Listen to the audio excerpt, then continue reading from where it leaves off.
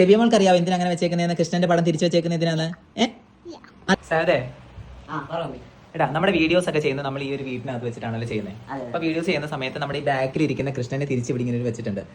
അപ്പൊ തിരിച്ചു വെച്ചിരിക്കുന്ന വെച്ചാൽ നമ്മുടെ പൂജ, നമ്മൾ വിളക്കെത്തിക്കുന്നത് ആ ഒരു ക്യാബിനകത്താണ്. പക്ഷേ കൃഷ്ണനെ അവിടെ തിരിച്ചു വെച്ചേക്കുന്നത്. അപ്പോൾ ആൾക്കാർ കമന്റിലൂടെ ചോദിക്കും എന്തിനാണ് കൃഷ്ണനെ അവിടെ തിരിച്ചു വെച്ചേക്കുന്നത് ചോദിക്കാറുണ്ട്. അപ്പൊ നിനക്ക് അറിയാമോ അത് എന്തിനാണ് അങ്ങനെ നമ്മൾ തിരിച്ചവിടെ വെച്ചിരിക്കുന്നത്? അതിനെ കുറിച്ച് കൂടുതൽ അറിവൊന്നുമില്ല മമ്മി. ഞാൻ കാണാറുണ്ട് ഇവിടെ ഇങ്ങനെ. സെബിയമോൾക്ക് അറിയാവോ എന്തിനാ അങ്ങനെ വെച്ചേക്കുന്നതെന്ന്? കൃഷ്ണന്റെ പടം തിരിച്ചു വെച്ചേക്കുന്നത് എന്തിനാണ്? അറിയത്തില്ല, കുഞ്ഞിനും അറിയത്തില്ല. സിയക്ക് അറിയാവോടി? നിങ്ങൾക്കറിയാവോ? അറിയത്തില്ല. പക്ഷെ എനിക്ക് ചെറിയൊരു അറിവുണ്ട്. പണ്ടുള്ള ആൾക്കാർ പറഞ്ഞു കേട്ടിട്ടുണ്ട് നമ്മളെ കൃഷ്ണന്റെ വിഗ്രഹം വെച്ച് പൂജിക്കരുതെന്ന് പറഞ്ഞു കേട്ടിട്ടുണ്ട്. വീടുകളിൽ വെച്ചിട്ട് പൂജിക്കരുതെന്ന് പറഞ്ഞിട്ടുണ്ട്. പിന്നെ അഥവാ പൂജിക്കാണ്ട് നമ്മൾ കൃഷ്ണന്റെ വിഗ്രഹം വെറുതെ നമ്മുടെ ഫേസ് ടു ഫേസ് വെക്കാണ്ട് ഒന്നിനും അത് മൂടി വെക്കുക, അല്ലെങ്കിൽ ഇങ്ങനെ ഇതേപോലെ എവിടെയെങ്കിലും തിരിച്ച് വെക്കുക എന്നാണ് പറഞ്ഞു കേട്ടിട്ടുള്ളതും അറിഞ്ഞു കേട്ടിട്ടുള്ളതും. പിന്നെ വിഷു ഒക്കെ വരുന്ന സമയത്ത് നമ്മൾ അതെടുത്ത് പൂജിക്കാറൊക്കെ ഉണ്ട്. വിഷുവിന് മാത്രമേ എടുക്കാറുള്ളൂ. അപ്പോൾ നിങ്ങൾക്ക് എന്തെങ്കിലും ഇതിനെക്കുറിച്ച് ഞാൻ ഈ പറഞ്ഞ കാര്യം ശരിയാണോ അല്ലെങ്കിൽ തെറ്റാണോ? വിഗ്രഹം വെച്ച് പൂജിക്കുന്നതിന് പ്രശ്നമുണ്ടോ? പൂജിച്ചില്ലെങ്കിൽ പ്രശ്നമുണ്ടെങ്കിൽ തിരിച്ച് വെക്കുന്നത് നല്ലതിനാണോ?